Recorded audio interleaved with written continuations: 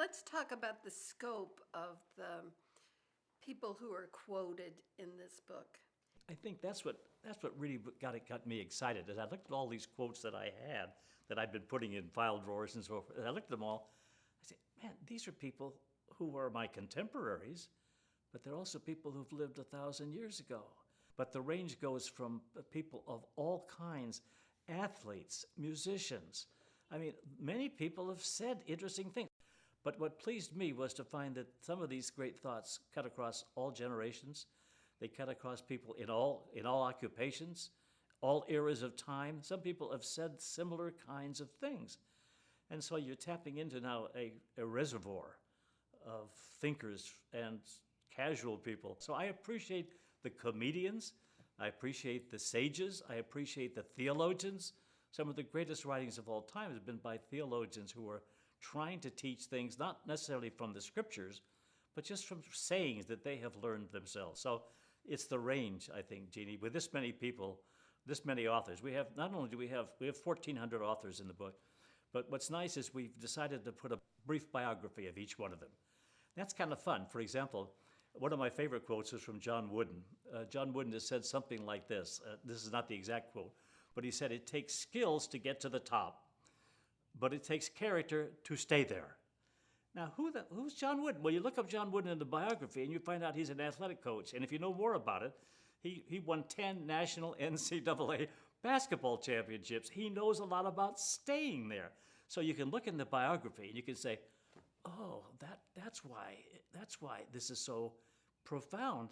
You got to have skills to get to the top, but you got to have character to stay up there. And he's the man who knew to 10 national championships. So you can look in the biographies and you can see something about who this person was, where they were coming from. And he's a contemporary, of course, in the last 20, 30, 40 years. But you can do the same thing for other great thinkers and writers from all over history. People don't need to be embarrassed that they don't know the authors of these quotes. Quite the contrary. The fact is, I don't know most of the authors. I've mentioned here some that I knew, but of the 1,400 authors, I don't imagine I know more than a handful or more. So the point is, this is part of the great learning experience. Basically, we can begin to broaden our education. We don't need to be embarrassed.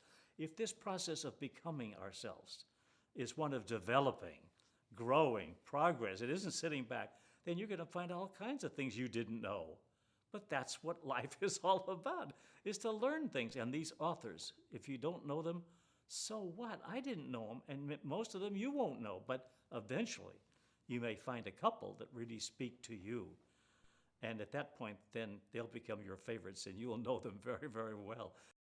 So the idea is that each author quoted in this book is a potential mentor for the reader. Absolutely. And each quote, the way I like to think of it, is the peak of an iceberg. See, here's the peak, here's the bottom line. Each quote has much more underneath it. What you're getting is simply the bottom line. Well, what's the rest of the quote? So it picks up like an iceberg, and you say, oh, that's very special, good. But look at all that goes underneath that. And I think that's the way to see this as a mentor. This person could go on and teaching me and go on and on through his quotations and writings.